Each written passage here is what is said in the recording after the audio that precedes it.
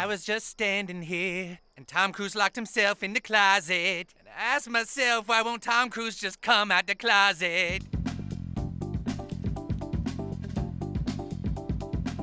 Jennifer Lopez.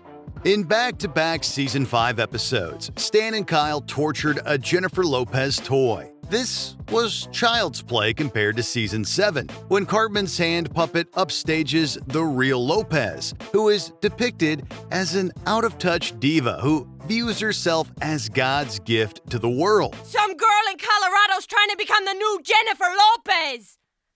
Shut up! What?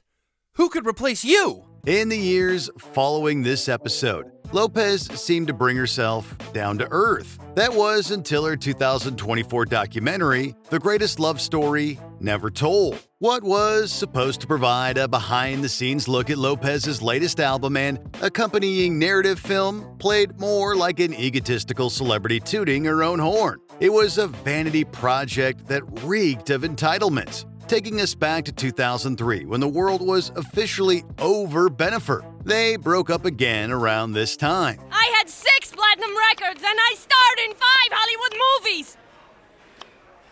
Yeah, me too. Meghan Markle. At first, some championed the Duke and Duchess of Sussex for speaking out against the royal family. In 2023, though, South Park pointed out an irony that's only become more apparent. We just want to be normal people. All this attention is so hard. Isn't it true, sir, that your questionable wife has her own TV show and hangs out with celebrities and does fashion magazines?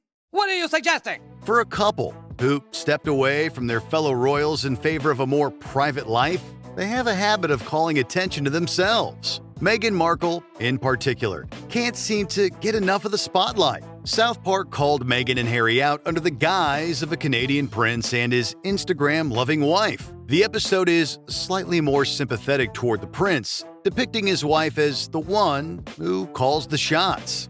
What the hell? What did he just say? He victimized me! It's because I'm an ethnic woman! The media has painted a similar portrait of Harry, arguing that he traded one controlling privileged monarch for another.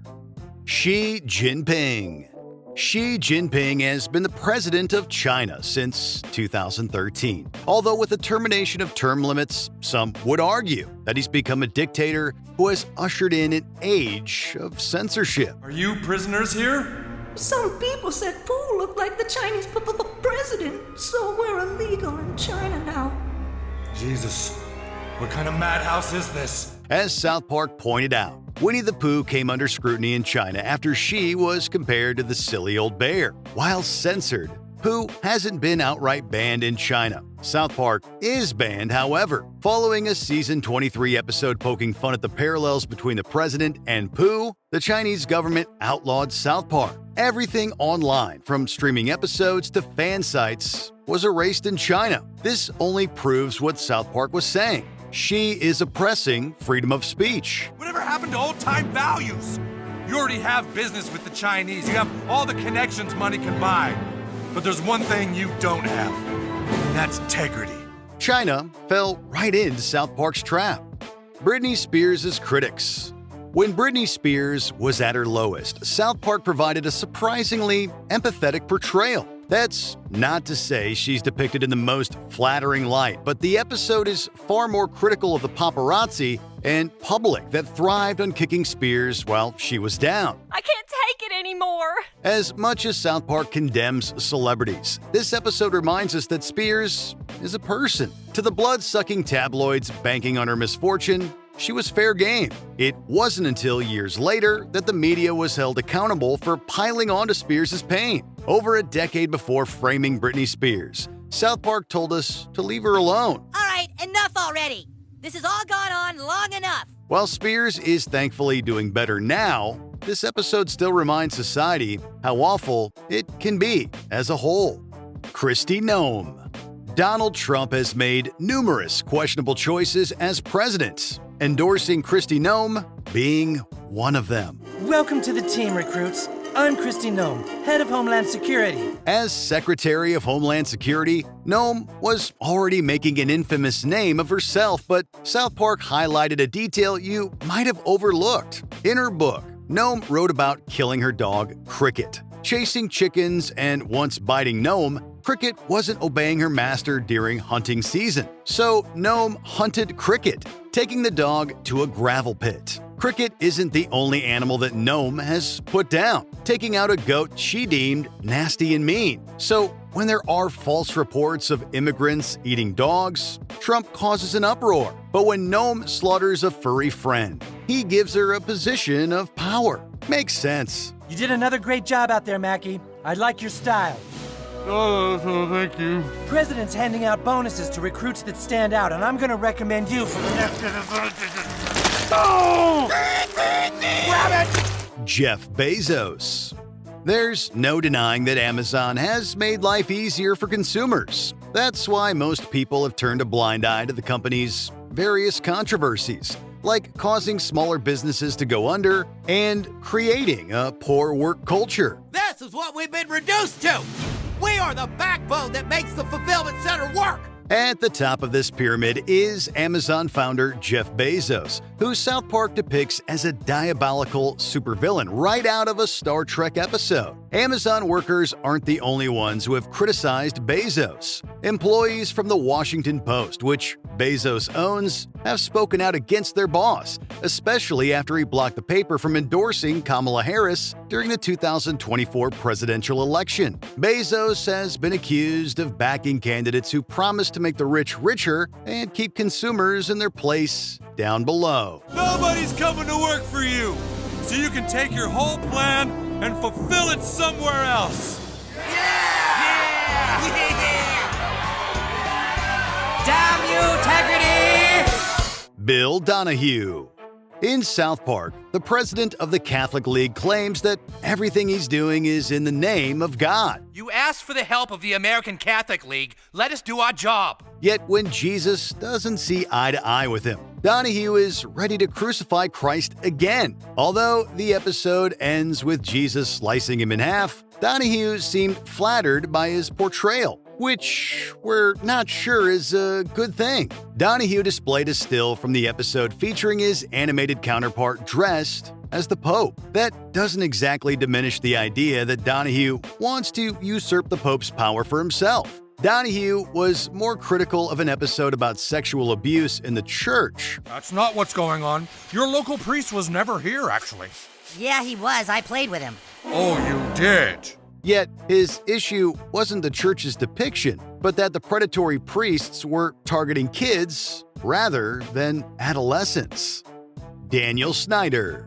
Washington's football team retired its problematic logo and name in 2020. 6 years earlier, South Park was already throwing shade at the team's trademark. Kyle, you're not hearing me. The trademark has been pulled. We can do whatever we want. When Cartman tries to claim the trademark for himself, he goes up against the team's disgruntled owner, Daniel Snyder. Cartman turns the tables on Snyder, showing him what it's like when a business takes part of your identity and profits off it. Perpetuating a negative stereotype is one thing, but in the years since this episode, Snyder has faced accusations of sexual harassment, toxic working conditions, and financial fraud. In 2023, Snyder's controversies culminated in him selling his team, which now goes by the Washington Commanders. Suddenly, we don't feel as bad for Snyder as the Dallas Cowboys tackle him.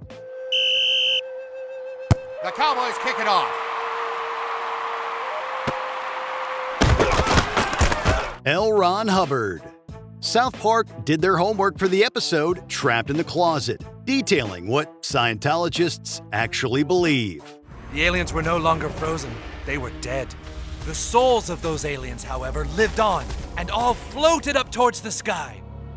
But the evil Lord Xenu had prepared for this. It's brutally honest about the church's founder, sci-fi writer L. Ron Hubbard. As Kyle tells Stan, Hubbard was accused of having young boys as lovers and was busted on multiple criminal charges, including fraud. Family members also accused Hubbard of abuse. Beyond Hubbard as a person, it could be argued that he's caused more harm as a symbol. Some might describe Scientology as a religion. Others see it as a cult that brainwashes its followers. I'm not the reincarnation of L. Ron Hubbard.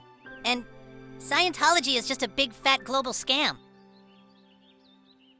Oh, We are gonna sue you! Isaac Hayes III even claims that the church forced his father to retire as chef after a stroke, tweeting, "My dad did not quit South Park. Scientology did."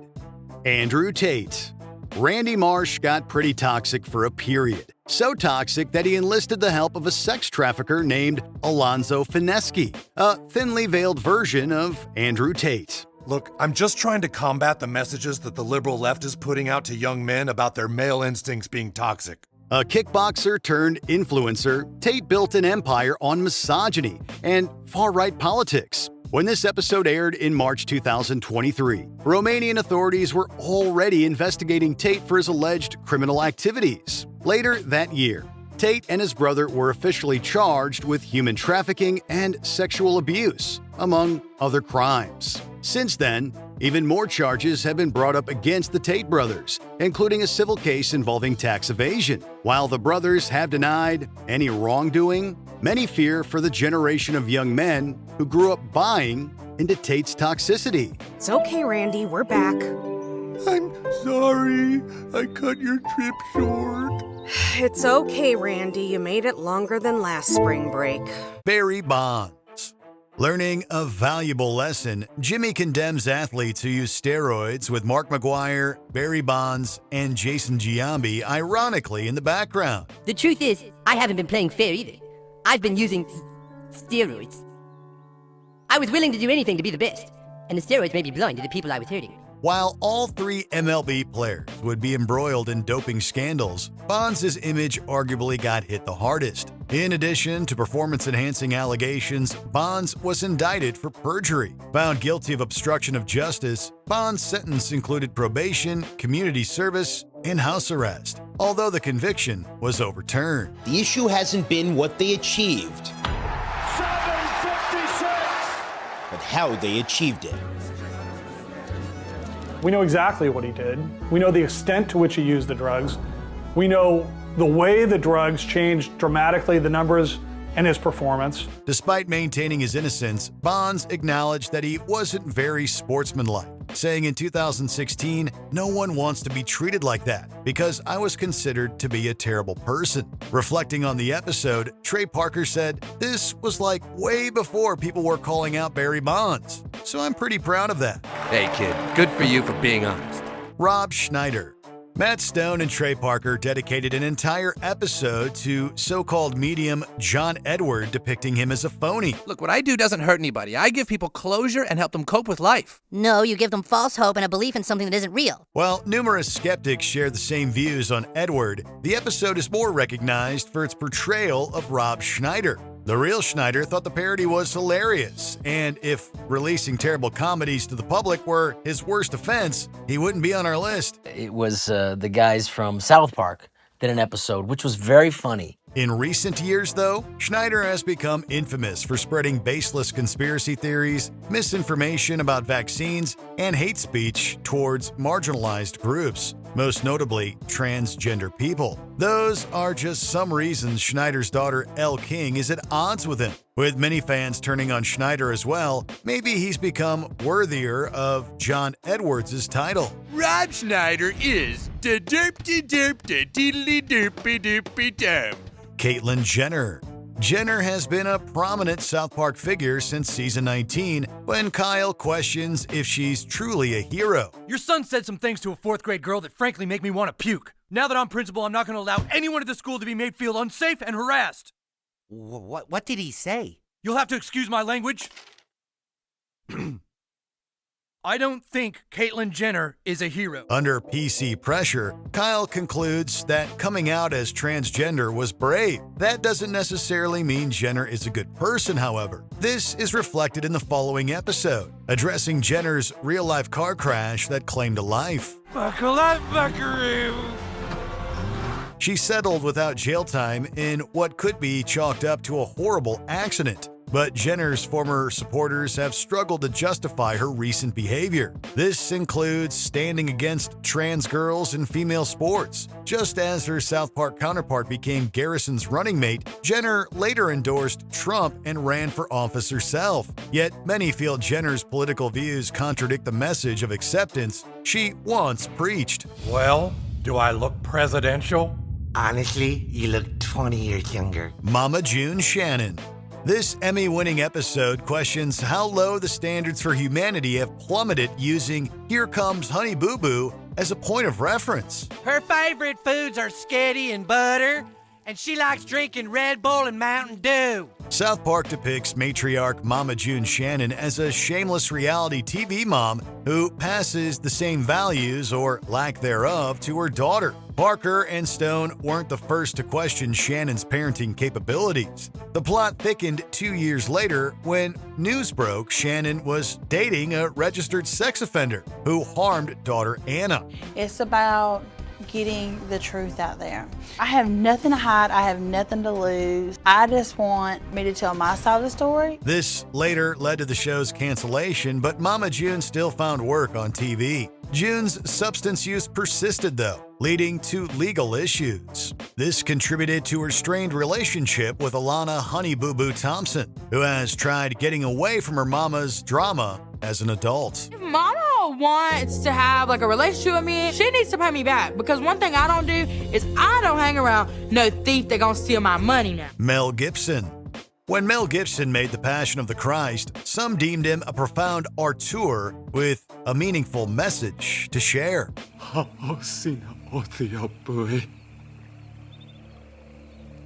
Kuma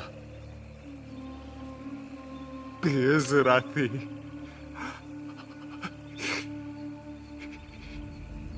Shabreni Mereshetashe Tomanu Alai. Others, like Stone and Parker, questioned what was going on in this guy's head. The show's daffy portrayal of Gibson grew more relevant with time as the Oscar winner became engulfed in numerous legal troubles and public relations nightmares. And that's what happens. Too much pressure, too much work. You do things that go against good judgment. So that's it. By the time Gibson was implicated in a domestic violence case, few saw a path forward for the once celebrated actor and filmmaker. That said, Gibson's career would rebound with him going on to score another Oscar nomination for Hacksaw Ridge. His comeback shocked some, but even the South Park creators admit that Gibson knows story structure. Otherwise, say what you will about him. That's not a bad idea. Yeah. Say what you want about Mel Gibson, but the son of a bitch knows story structure. Ira Einhorn. Earth Day brainwashing organization leader Jack Farless is so committed to saving the planet that he's willing to cause anyone who stands in his way physical pain, namely Kenny. But I warn you, you better not promise things to Earth Day people that you can't deliver. Earth Day people can be very unforgiving. No problem. Although Farless is fictional, he's based on Ira Einhorn, who helped popularize Earth Day. In addition to sharing a physical resemblance, complete with a ponytail, Einhorn and Farless have a history of violence. In the late 70s, Einhorn was accused of murdering his ex-girlfriend, Holly Maddox, fleeing to Europe before he could face trial. I can remember saying it to the DA, he's gone. He served his subpoena, was there. Then we went over to the location and saw that everything was gone. By the 90s, Einhorn's name had fallen into obscurity. Following an arrest in 1997, though, Einhorn was extradited to the U.S. on July 20th, 2001. 2 days after this episode aired, Einhorn was sentenced to life in prison, dying in 2020. Einhorn was eventually brought back to Philadelphia, where he was convicted for the murder. The cause of death is not yet known, but we're told it's not related to the virus outbreak. Kanye West. When South Park dished out its Fish Sticks episode in 2009, Kanye West was already gaining a reputation for his impulsive behavior. Just doesn't make any sense, yo. Why is everyone calling me a gay fish? Kanye, look, we all think it would be better if you would just drop it. You know, I mean, if you don't get it, you don't get it. What do you mean I don't get it, House? I'm a genius. I'll understand it. I just need to break it down is all. It wasn't until West interrupted Taylor Swift's VMA speech later that year, people realized just how spot on South Park was. The Ye saga has only gotten more erratic over time, from his offensive comments on slavery to his attempt to break into politics to his Nazi ideals. I think there's a left agenda to silence anyone that goes against the agenda. The fish thing might have been a joke, but even South Park couldn't make all this up. Yet the show's portrayal of Ye only seems to become more accurate every year. Part of that may be mental health related, although some argue that Ye's bipolar diagnosis doesn't absolve him of hate speech. That's right. R. Kelly. Before the Trapped in the Closet episode, R. Kelly's alleged crimes were the music industry's worst-kept secret, if you could even call it a secret by 2005. I was just standing here, and Tom Cruise locked himself in the closet. And I asked myself, why won't Tom Cruise just come out the closet? But nobody has no answers. And so I pull out my gun. Tell me why Tom Cruise in the closet or else I'm gonna shoot someone. Many turned a blind eye to the R. Kelly stories, but not South Park. 3 years after the show depicted the singer as a loose cannon who endangers those around him, Kelly was acquitted of the charges against him. But was acquitted in 2008 when the girl and her family denied Jane was in the video. Amid the #MeToo movement and the surviving R. Kelly documentary, law enforcement revisited the decades of accusations. This led to Kelly's arrest and conviction, with the artist currently serving a 31-year combined sentence. When people look back at the various episodes that warned us about R. Kelly, South Park stands out as one of the most quotable examples. Why won't you both just come out the closet? And they said, we're not coming out the closet, so you can just go away. But everyone wants you out the closet. That doesn't matter because we're gonna stay. Now I'm starting to get angry, so I pull out my gun. P. Diddy. Best remembered for this Season 8 episode, P. Diddy's Vote or Die campaign, or Citizen Change, might sound like something South Park fabricated. Puff Daddy? Your friend Kyle told me you don't understand the importance of voting. Apparently you haven't heard of my Vote or Die campaign. It was all too real, however. South Park got more right about Diddy than the creators likely expected. Just as his caricature threatened Stan, the real Diddy has since been linked to more than 100 cases of abuse, some involving minors. Amid the accusations, people couldn't help but think about South Park's parody. They also looked back to another episode where Satan asks, "Damn it, what didn't Diddy do?" It's a question we've been asking a lot lately, wondering how this case can possibly become more surreal or troubling. The most prognostic parts? Diddy was arrested on September 16, 2024, right before National Voter Registration Day. Jared Fogle.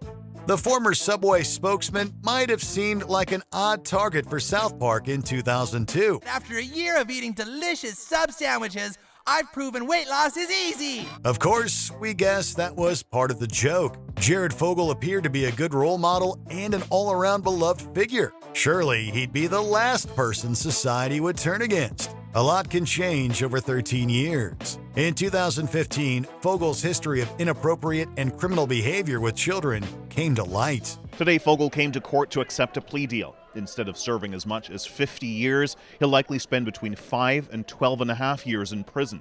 Jared Fogle expects to go to prison. He will do his time. He expects to get well. He expects to continue to make amends to those people whose lives he has affected. Unlike his downfall in South Park, this wasn't one big misunderstanding. Fogle pleaded guilty, being sentenced to more than a decade and a half in prison. The episode thus took on a whole new level of commentary. South Park has since done other Jared parodies, and now citizens have a legitimate reason to fear him. And send in Jared! Can you think of any terrible people who got the South Park treatment? Let us know in the comments. What the hell is that? My name is Jennifer Lopez, and I like tacos and burritos. That's what replaced me?